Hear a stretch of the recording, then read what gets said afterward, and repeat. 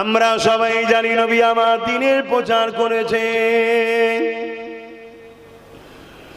আল্লাহ নবী কি প্রচার করেছে, কবে কি প্রচার করেছে এটাই তো জানলাম না। আমরা সবাই বলি নবী বা নামাজের প্রচার করেছে, রোজার প্রচার করেছে, হ্যাঁ করেছে, কিন্তু নামাজটা কবে নবী নিয়ে আসলো, কোথা থেকে নিয়ে আসলো এটাই তো ভুলে গেলাম। এ যুবকেরা, আল্লাহ নবী মেরাজ থেকে নামাজ এনেছে। মেরাজে নবী কবে গিয়েছিল? 27 রজব নিবারাতে রাত্রে গিয়েছিল। কিন্তু মনে রাখবেন কত হিজরিতে গিয়েছিল এটাই তো আমরা জানি না।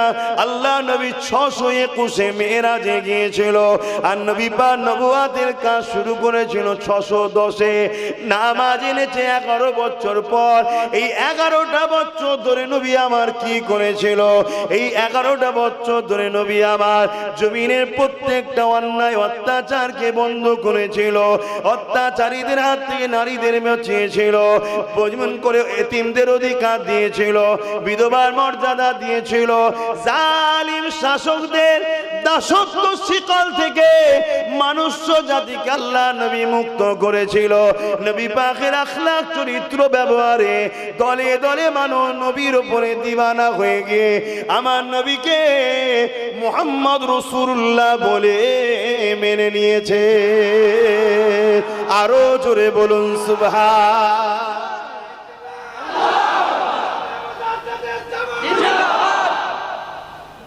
আর আজকে মুসলমান নাম সাইনবোর্ড, সাইনবোর্ডে মুসলমান অমুক মোল্লা, মুসলমান অমুক ইসলাম, মুসলমান অমুক। সে সমাজের নেতা হয়েছে, যত গরিবদের ঘরে চুরি করছে, পাক্কা চিটিংবাজ বদমাইশ, আর ওকে দেখে মিডিয়া প্রচার করছে দেখো ইসলাম কেমন। শুনছেন তো নাকি? আমার কথা কি কষ্ট হচ্ছে? ও ইসলাম নয়, ও ইসলামের দুশ্মন মুনাফিক। ও সেজেছে মুসলমানদের বদনাম করবে বলে। কেন? হাজার হাজার বছর ধরে এরা, এদের পূর্বপুরুষরা সবাই মিলে চেষ্টা করেছে ইসলামের ভুল বার করার, কোরআনের ভুল বার করার, ইসলামকে মিটিয়ে দিবার। তারা মিটে গেছে। ইসলাম আজও পৃথিবীর বুকে সব থেকে দ্রুত নতুন করে মানুষ যে ধর্মে ঢুকছে সে ধর্মের নাম হলো ইসলাম। জোরে বলুন সুবহানাল্লাহ। এখনো টাইম আছে, শুধরে যাও। শুধরে গিয়ে সেই নেতা নেতৃত্ব মানো, যা নেতৃত্ব আকাশে চাঁদ মেনেছে, যা নেতৃত্ব সূর্য মেনেছে, যা নেতৃত্ব কুল কায়নাতে সবাই মেনেছে, তিনি অন্য কেউ নয়, দোনজানের সুলতান আমিন আল্লাহ হযরতে প্রফেট মুহাম্মদ রাসূলুল্লাহ। এ যুবকেরা, তরুণেরা, বাপেরা, আমার নবী পাক সাল্লাল্লাহু আলাইহি ওয়াসাল্লামে সবথেকে বড় দুশমন ছিল আবু জেহেল। ওই আবু জেহেল চেয়েছিল আমার নবীকে মিটিয়ে দিবার। কখনো সৈন্য পাঠিয়ে, পুলিশ পাঠিয়ে আমার নবী পাককে শহীদ করে দিতে চেয়েছিল, কিন্তু সে পারেনি। অনেক চেষ্টা করেছে, পারেনি। লাস্টে একটা জাদুকরকে ডেকে এনেছে, যে জাদুকরটা হলো তৎকালীন সময়েতে সব থেকে বড় জাদুকর। হাবিব ইয়ামানি তার নাম, ইয়ামানে তার বাড়ি ছিল। এমন করে আমার রাসূলুল্লাহকে পরাজিত করবে, জাদু করে হারিয়ে দেবে, এই আশা করে আমার নবী পাকের কাছে আবু জেহেল জাদুকরকে নিয়ে এসেছে। আর পূর্ণিমার চাঁদ, চৌদ্দই আকাশে চাঁদ উঠেছে, গোল চাঁদ উঠেছে। আল্লাহ নবী এমন করে আবু কুবাইস পাহাড়ে ধারে হাঁটাহাঁটি করতে লেগেছে। আবু জেহেল ওই জাদুকরকে নিয়ে আল্লাহ নবীর কাছে চলে আসলো। আল্লাহ নবীকে বলতে লাগলো, হে মুহাম্মদ, এ হাবিব ইয়ামানি, এ আপনার সঙ্গে কিছু কথা বলতে চায়। আল্লাহ নবী বললেন, কি কথা বলতে চাও? ওই হাবিব ইয়ামানি বলল, আপনি যে নবী দাবি করেছেন, রাসূল দাবি করেছেন, আখেরি মেসেঞ্জার দাবি করেছেন, প্রফেট দাবি করেছেন, আল্লাহর পক্ষ থেকে যে আপনি এসেছেন, এর কিছু নমুনা আমাকে দেখান। তবে নমুনাটা জমিনে দেখালে হবে না, আসমানে দেখাতে হবে। কেন? জাদুকররা জানে জাদু জমিনের উপরে হয়, আসমানের উপরে চলে না। এই সমাজে কিছু বাবা বেরিয়েছে, চমৎকার বাবা। কি বাবা? চমৎকার বাবা। নানা রকম সব জাদুর খেলা দেখায়। শুনছেন? এই সব চমৎকার খেলা দেখে আমার সমাজের প্রচুর মানুষ তাদের কাছে যে তাদের গোলাম হয়ে যাচ্ছে। কিন্তু যারা প্রকৃত মুহাম্মদ রসুলের গোলাম, তাদেরকে কি গোলাম বানাতে পারবে? তাহলে এই বাবারা ইসলামের দুশ্মন হবে না? হবে না? জাদুকরও জানে জাদু জমিনে চলে, আসমানে এত বড় বড় সব বাবা বেরিয়েছে, নবীর বিরুদ্ধে বলছে, ইসলামের বিরুদ্ধে বলছে, আছে না? নাই? অনেক বাবা বেরিয়েছে ইসলামকে খতম করে দেবো, টেন্ডার নিয়েছে। ওই সব বাবাদেরকে বলি, একটা চুলকোনা মিটাতে পারবি? চুলকোনা বোঝেন তো নাকি? শুনছেন তো নাকি? এমন একটা ফুসকুড়ি দেবে, ওই ফুসকুড়িটাকেই মিটাতে পারবি না। এ বাবা লেগেছে ইসলাম মিটাবো, আর এই সব ভণ্ড 2 নম্বরের পাল্লায় পড়ে আমাদের সমাজের ছেলেরা তারা হই হই করতে লেগেছে। আল্লাহ নবী বললেন, অন্যায় দেখলে হাত দিয়ে রাখো। মন দিয়ে শুনবেন, অন্যায় দেখলে হাত দিয়ে রাখো। যদি হাতে ক্ষমতা না থাকে, অন্যায় দেখলে মুখ দিয়ে প্রতিবাদ করো। যদি প্রতিবাদ করার ক্ষমতা না থাকে, অন্যায়কে ঘৃণা করে দূরে সরে যাও। এই তিনটের মধ্যে কোনোটা যদি না থাকে, আল্লাহ নবী বলছেন তার মধ্যে ঈমান নাই। শুনছেন? আজ লাখো কোটি মুসলমান অন্যায় দেখছে, হাত দিয়ে রোখে নে। অন্যায় দেখছে, মুখ দিয়ে প্রতিবাদও করেনি। অন্যায় দেখছে, দিল থেকে ঘৃণা করেনি। উপরন্তু অন্যায়কারীদের সঙ্গে সামান্য 1 কাপ চায়ের বিনিময়ে তাদের হ্যাঁ হ্যাঁ বলতে লেগেছে, তাদের গা মিলিয়ে চলতে লেগেছে।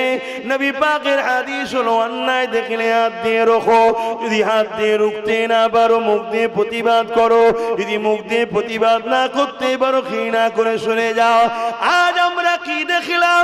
এই সমাজের মধ্যে যারা আমাদের বেটিদের ইজ্জতকে লোটে, আর যারা ইজ্জত লোটে ওই আসামিদেরকে বাঁচাবার জন্য, যারা এমন করে জামিনদার হয়ে দাঁড়িয়ে যায়, ঢাল হয়ে দাঁড়িয়ে যায়, আমরা ওই অসহায় বেটির পক্ষে না দাঁড়িয়ে ওই জালিম অত্যাচারীদের পক্ষপাতিত্ব আমরা নিই। এই অন্যায়ের বিরোধী না করে, এই অন্যায়কে মিটাবার স্বপ্ন না দেখে, এই অন্যায়ের বিরুদ্ধে না বলে, এই অন্যায়কে ঘৃণা করে না থেকে, এই অন্যায় যারা করেছে তাদেরকে যারা বাঁচাতে চায়, সেই জালিমদের সঙ্গে আমরা মিশে থাকি না? থাকি না? শুনছেন তো? ভুল হতে পারে মানুষের, যদি আমরা ধরিয়ে না দিই আপনি তো ধ্বংস হয়ে যাবেন। আমি ওয়াজ করব না আওয়াজ করব? কোনটা? ওয়াজ করব না আওয়াজ করব? কোনটা? ওয়াজ আলাদা জিনিস, আওয়াজ আলাদা জিনিস। আপনারা ওয়াজ শুনছেন না আওয়াজ শুনছেন?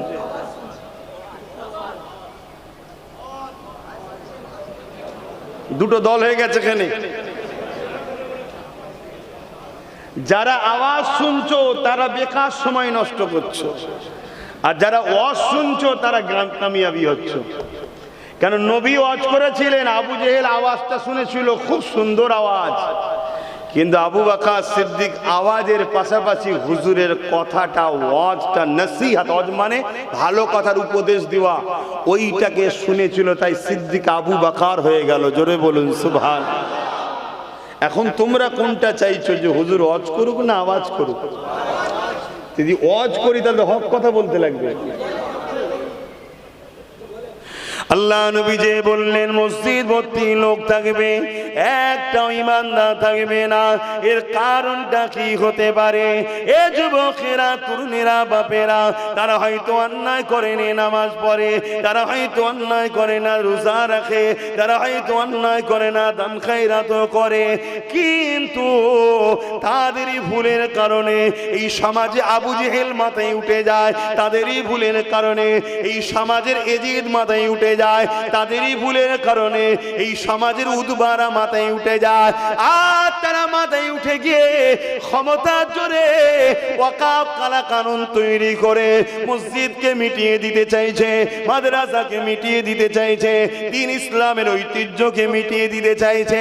ভেবে দেখুন, যারা মসজিদকে মিটায় আর মিটাবার কারীদেরকে যদি সহযোগিতা করি তাহলে আমাদের ঈমানটা থাকে কেমন করে?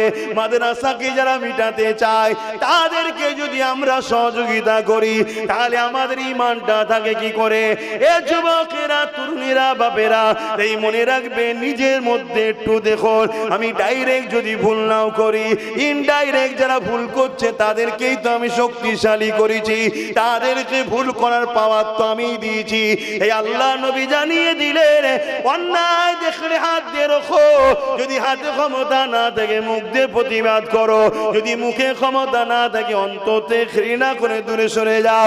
যদি তিনটের মধ্যে কোনোটা তোমার মধ্যে না থাকে, অর্থাৎ অন্যায় রয়েছে হাত দিয়ে রুখতে পারো না, দ্বিতীয় নম্বর মুখ দিয়ে প্রতিবাদ করো কিন্তু মুখেও প্রতিবাদ করতে পারো না, তিন নম্বর হলো অন্তরে ঘৃণা করো, ঘৃণাও করতে পারলে না, উপরন্তু অন্যায়ের পক্ষে দাঁড়িয়ে গেলে মনে রাখবে আল্লাহ নবী জানিয়ে দিল তার মধ্যে ঈমান নাই।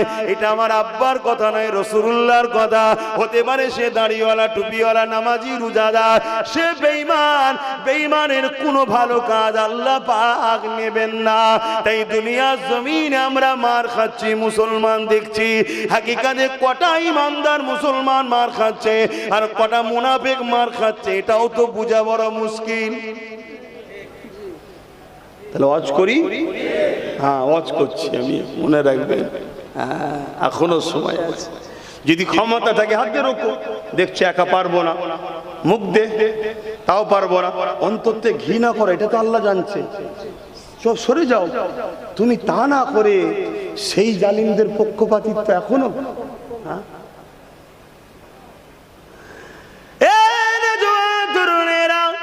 আল্লাহ নবী অনেক কষ্ট করে এই পৃথিবী থেকে জুলুমকে বন্ধ করেছে।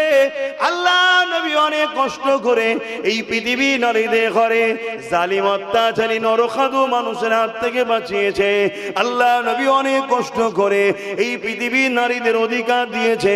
আল্লাহ নবী অনেক কষ্ট করে এতিম বিধবাদের মর্যাদার ব্যবস্থা করেছে। আল্লাহ নবী অনেক কষ্ট করে এই পৃথিবীর জমিনের মানুষগুলোকে এক আল্লাহ দাসত্ব করা শিখিয়েছে। আল্লাহ নবী অনেক কষ্ট করে এই পৃথিবীর জমিনে না ইনসাফ ইনসানিয়াত প্রতিষ্ঠিত করেছে। আজ সেই নবীর উম্মত দাবি করে আমরাই তো ইনসাফের বিরুদ্ধে, আমরাই তো ন্যায়ের বিরুদ্ধে, আমরাই তো নারীদের অধিকারের পক্ষে নয়, আমরাই তো গরিবদের ঘরে জুলুম করার, যারা জুলুম করে তাদের পক্ষে। তাহলে বলুন তো আমার আল্লাহ পাক আমাদেরকে কেন সাহায্য করবে? মনে রাখবেন, ইসলাম ছিল, আছে, থাকবে। ইসলামকে কোনো মা এমন সন্তান জন্ম দিতে পারেনি ইসলামকে মিটিয়ে দিতে পারে, কেননা ইতিহাস বলতে লেগেছে আর যারা ইসলামকে মিটাতে লেগেছে এদের থেকে বড় বড় তাগুতি শক্তি যারা ছিল তারাও ইসলামকে মিটাতে চেয়েছে। আল্লাহ তাদের সঙ্গে দুই ধরনের ব্যবহার করেছে, হয় তাদেরকে মিটিয়ে দিয়েছে, নাই তাদেরকেই আল্লাহ ইসলামের খাদেম বানিয়ে দিয়েছে। পৃথিবীর রাজা ছিল নমরুদ, ইসলামকে মেটাতে চেয়েছিল। আর আমাদের অনেকের ধারণা হলো ইসলাম নাকি ১৫০০ বছরের। এটা আমার একটা ভুল ধারণা আমাদের মধ্যে আছে, ইসলাম ১৫০০ বছরের না রে। ইসলাম ১৫০০ বছরের না, ইসলাম তো বাপ আদম মা হাওয়া থেকে শুরু। জোরে বলুন সুবহানাল্লাহ। যেখানে পৃথিবীতে তিনটে মানুষ ছিল না, দুজনেই ছিলেন ইসলামের অনুসারী, সেদিন থেকে ইসলাম। কিন্তু আজকে আমরা দুঃখের সাথে বলতে হয়, টিভিতে একদল মানুষ ডিবেটে বসে পাগলা কুকুরের মতো কি যে বকে আল্লাহ ভালো জানে, আর কুকুরই ভালো জানে, আমি কি করে বলি বলেন না। দিন রাত বকে যাচ্ছে, ১৫০০ করে যাচ্ছে। আরে মাথা মোটা পাগল, জানিস না যে জিনিস ভালো তারে জান। ১৫০০ বছর আগে ইসলামের শেষ মেসেজ দাতা এসেছে, শেষ রসুল এসেছে, শেষ প্রফেট এসেছে। এর আগে আরো ১,৭২,২,২৪,০০০ নবী রসুল এসেছে। জোরে বলুন সুবহানাল্লাহ। এবং যিনি শেষ এসেছেন তিনি আবার সবার আগে সমস্ত প্রফেটদেরও তিনি নেতা। জোরে বলুন সুবহানাল্লাহ। কেন ভিআইপি তো শেষেই আছে নাকি গো? একটু কথা বলছেন না আপনারা? এ যুবকেরা, দুজনের কথা বলছি। পৃথিবীর কেউ জানে না এমন লোক নাই। পৃথিবীর শক্তিশালী জালিম সন্ত্রাস একটা শাসক, যার নাম হলো ফেরাউন।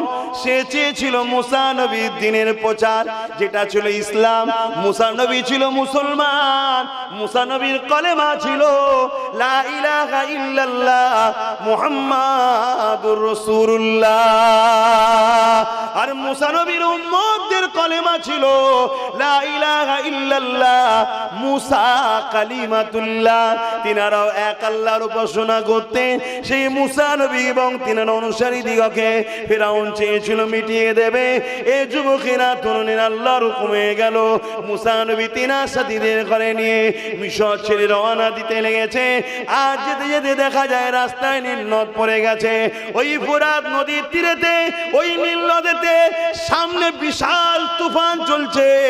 আর পিছন দিকে ঘুরে দেখে হাজার হাজার উলঙ্গ তরোয়াল নিয়ে এমন করে সন্ত্রাস ফেরাউন তার বাহিনী নিয়ে আসছে। মুসলমানদেরকে মেরে দেবে, ইসলামকে মুছে দেবে, মুসা নবীকে শেষ করে দেবে। মুসলমান তার সাথে যারা আছে একটা কাউকে রাখবে না, সব টুকরো করে দেবে, সব কিছু কাটা করে মেরে দেবে। এই দৃশ্য দেখে সাথীরা বলতে লেগেছে, ও হযরত নবী মুসা, আমরা তো বিপদে পড়ে গেলাম। সামনে বিশাল সাগর, যদি আমরা এতে লাফ দিই এই তুফানে আমরা মারা যাব, শেষ হয়ে যাব।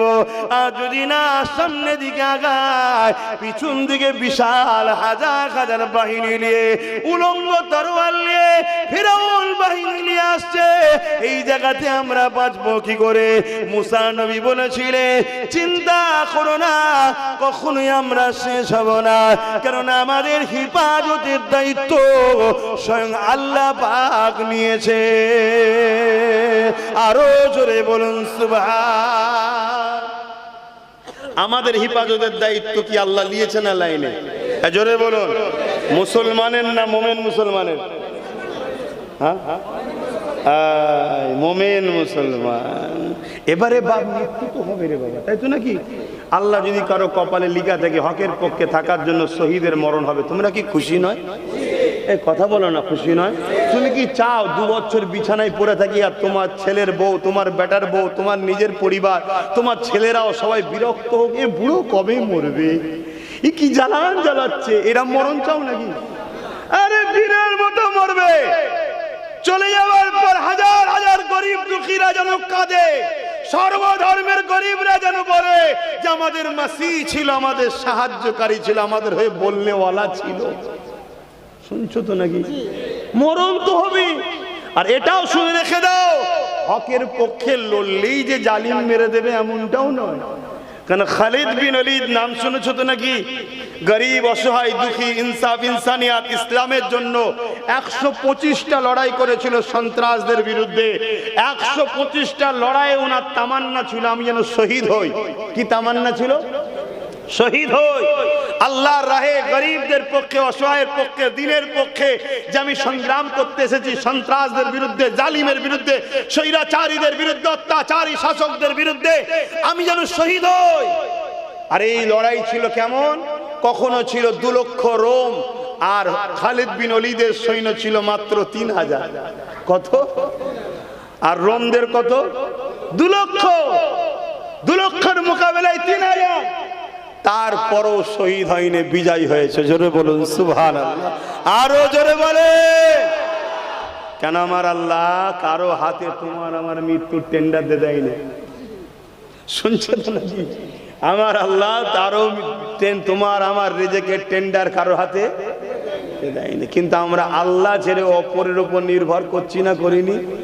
এজন্য নিজের রিজেকে কুড়ুল নিজেই মেরেছি। ভরসা আল্লাহর উপরে করো।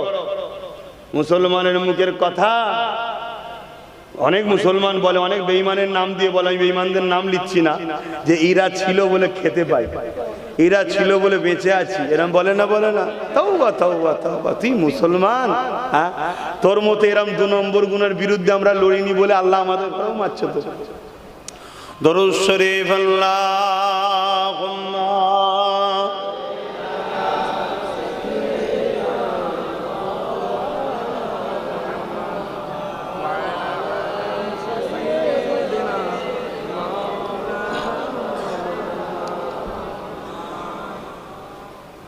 যাদের হৃদয়ে আছে আল্লাহর ভয়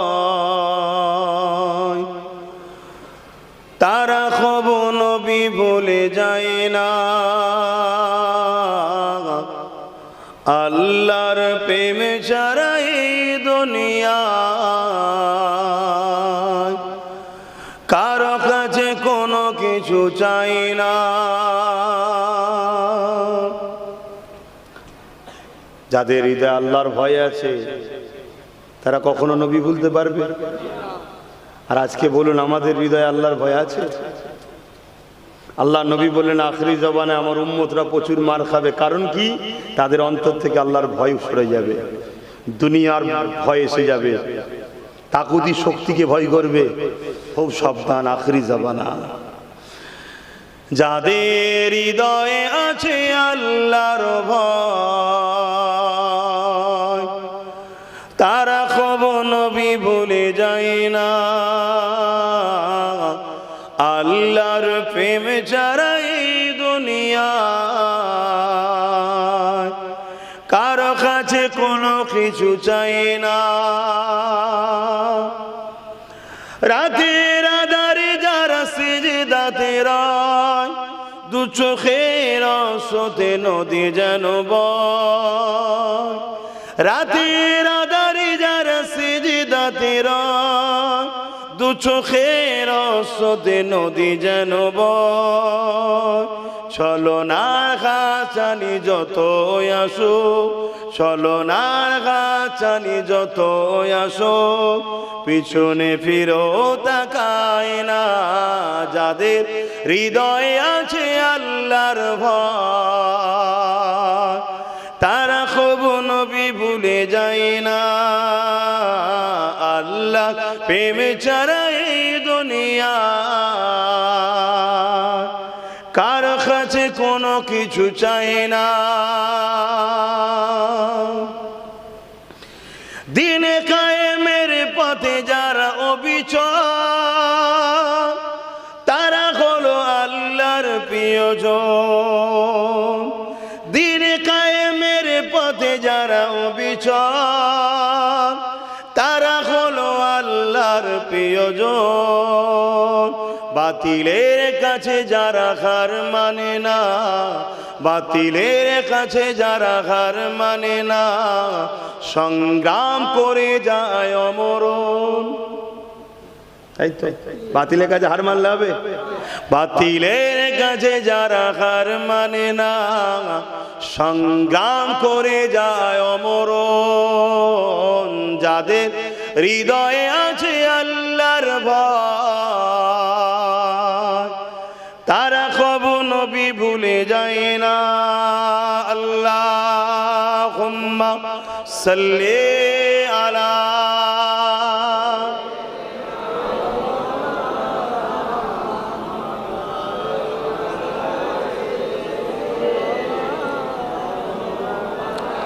বাপজান আমার আজান দিয়েছে, নামাজের ব্যাপার আছে, আমি সংক্ষেপ করব। আবার একবার বলছি, বদরে 313 জন জিতেছে, 2 লক্ষ মোতার যুদ্ধ, রোমদের আর ওইদিকে 3000 মাত্র, তাও বিজয় হয়েছে। খাইবারে, খন্দকে, সব জায়গায়। কেন? তাদের মধ্যে হুজুরের আদর্শ ছিল। জোরে বলুন সুবহানাল্লাহ। তাই নিজেকে হুজুরের আদর্শে আদর্শিত করো। কোনদিন যত বড়ই দুশ্মন হোক না কেন, সেই দুশ্মনের উপরে তুমি কখনো আগ বেরিয়ে জুলুম করতে পারো না। সে যদি তোমার উপরে জুলুম করে, জান বাঁচাবার জন্য ডিফেন্স তোমার জন্য করা যায়। এবং জুলুম তার বেটির উপরে নয়, তার নারীর উপরে নয়, মেয়েদের উপরে নয়, বাচ্চাদের উপরে নয়, বুড়োদের উপরে নয়। এটা আদর্শ হওয়া দরকার, ঠিক না বে ঠিক? আসুন সালাম দেবো। কেউ কি বেজার হলেন? সালাম দেবো। ইয়া নবী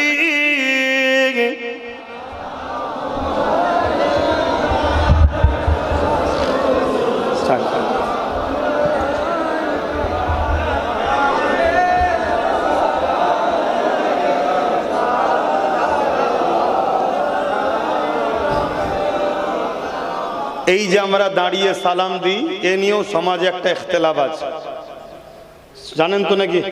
অন্যায়ের বিরুদ্ধে বলা এটা ইমানি দায়িত্ব, তাই বলছি। কেউ যদি বসে সালাম দেয় আমি তার বিরুদ্ধে নয়, শুনছেন? কিন্তু কেউ যদি আমার দাঁড়ানোর বিরোধী করে তা আমি কিন্তু তার বিরুদ্ধে। আমি কিছু বুঝাতে পারলাম? কেউ যদি বসে সালাম দেয় আমি তার বিরুদ্ধে নয়, সেটা তার রুচি, তার পছন্দ, জবাব হুজুরের কাছে দেবে, আমার কি দেখার দরকার। কিন্তু কেউ যদি আমার দাঁড়ানোর বিরোধী করে আমার কিন্তু তার বিরুদ্ধে। কিরকম বিরোধী? তার সম্বন্ধে আহলুস সুন্নাত ওয়াল জামাতের ফতোয়া হলো সে একজন মুনাফিক, গুস্তাখে রাসূল, মুনাফিক মুসলমান। শুনছেন? আমাদের মধ্যে ৭২টা দল আছে যারা মুসলিম সুরাতে ইসলামের দুশমনদের বন্ধু। কোরআনের ভাষায় তাদেরকে মুনাফিক বলা হয়। তারা যখন গোপনে ওদের সঙ্গে মেশে তখন তাদেরকে বলে যে আমরা তো মুসলমানদের সঙ্গে শুধু ঠাট্টাই আর কি করার জন্য মুসলমান হয়ে আছি, আমাদের মূলত লক্ষ্য মুসলমানের মধ্যে যে পাওয়ারটা আছে, যে পাওয়ার পারমাণবিক শক্তির থেকেও পাওয়ার আমাদের কাছে আছে, জানেন তো নাকি? আপনাদের সবার কাছে আছে, জানেন না? তাহলে আমেরিকা পুরো দেশের যা ক্ষমতা তার থেকে বেশি ক্ষমতা একটা মুসলমানের। ওই পাওয়ারটার নাম কি? ওই পাওয়ারটার নাম হলো ঈমান। কিন্তু ওই পাওয়ারটাকে আজকে বার করছে ৭২টা মুনাফিক মুসলমান দল। কটা? আমার কথা এটা, নবী পাকের কথা। নবী বলেছেন আহলে সুন্নাত ওয়াল জামাত এটা হলো জান্নাতি দল। জোরে বলুন সুবহানাল্লাহ। বাকি ৭২টা ফেরকা হবে, তারা নারী, টুপি, নামাজ, রোজা সব থাকবে, তারা জাহান্নামী। হুজুর কি করে চিনবো? আল্লাহ নবী বললেন তাদের কাছে সব থাকবে, আমি নবী, আমার আদব ও আমার প্রেম থাকবে না। শুনছেন? তাহলে আমরা মোল্লা মৌলী সাহেব দেখবো, কিন্তু যার মধ্যে নবীর প্রেম আদব নেই তার সাথে আমরা, জোরে বলুন, নেই। যার মধ্যে নবীর আদব নেই তার সাথে আমরা নাই। তাহলে এই দাঁড়িয়ে সালাম দেওয়াটা হলো আদবে রসুল। এটা রসুলকে আদব করা হচ্ছে। সুন্নতে সাহাবা, সাহাবা হুজুরদের সুন্নাত এটা। জোরে বলুন সুবহানাল্লাহ। কিন্তু কেউ যদি বসে দেয়, আহলে সুন্নাত ওয়াল জামাতের উলামাদের আকীদা, বাড়াবাড়ি করো না, কেন এটা ফরজও নয়, ওয়াজিবও নয়, সুন্নতে মুআক্কাদা নয়। তুমি তাকে প্রেমের সাথে বুঝাতে পারো যে সাহাবা হুজুররা দাঁড়িয়েছে তাই আমরা দাঁড়াই, বাপ আপনিও দাঁড়ান। যদি তার মনে হয় দাঁড়ানো দাঁড়াবে, না মনে হয় সে জবাব দেবে, কিন্তু এলিয়ে ঝগড়া নিজেদের মধ্যে করা উচিত নয়। কিন্তু কেউ যদি আমার প্রেম আদবে বাধা দেয় তাহলে জানতে হবে সে গুস্তাখে রসুল, বিয়াদবে রসুল, সে হলো মুনাফিক মুসলমান। ৭২ দল, এটা আমাদের জানা দরকার আছে না? না, তাই আপনাদেরকে একটু জানালাম। আসেন, আমাদের মধ্যে এই ৭২টা দলকে করছে ইসলামের দুশমনরা। এর পিছনে সব থেকে বড় অবদান হচ্ছে ইহুদি আর খ্রিস্টানদের। তারা কোটি কোটি ডলার টাকা খরচ করে এই নকল ইসলাম, নকল মুসলমান দল তৈরি করছে। তাদের একটাই কাজ, নকল মৌলী সাহেবদের একটাই কাজ, নামাজ দেবে, রোজা দেবে, দাড়ি দেবে, টুপি দেবে, জুব্বা দেবে, পাগড়ি দেবে, কোরআন তেলাওয়াত দেবে, সব দেবে, শুধু কাজ একটা, এখান থেকে নবীর প্রেম আর আদবটাকে বার করলে, অর্থাৎ পারমাণবিক শক্তির থেকেও যে শক্তি ঈমান, ঈমানটাকে বার করলাও। আর ঈমান যখন বেরিয়ে যাবে, এ মুসলমান নিজের ভাইকে নিজেরাই কাটবে, নিজেরাই খুনোখুরি করবে, নিজেরাই সামান্য ভিক্ষার জন্য মারপিট করবে, ছিঁড়াছিড়ি করবে, চুরি করছে না, করে না, সব ঈমানের সমস্যা, সব ঈমানের সমস্যা। আসেন সকলে প্রাণ ভরে উচ্চ আওয়াজে জবান খুলে পড়ুন, ইয়া নবী সালাম ইয়া রাসূল ইয়া হাবিব সালাম সালাম ইয়া নবী নামো ও পিয়া ইয়া রাসূল নামো ও পিয়ারা, আরশ पर हक ने पुकारा, सच पैगंबर हमारा নবী সালাম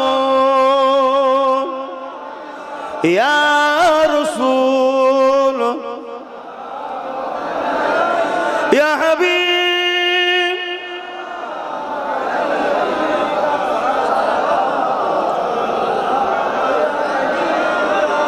কঠিন হাসরের দিনে কি আছে মোদের কপালে গুনাহগার উম্মাহ আতো আপনার লইবেন সঙ্গে এ মাহশরে নবী সালাম ইয়া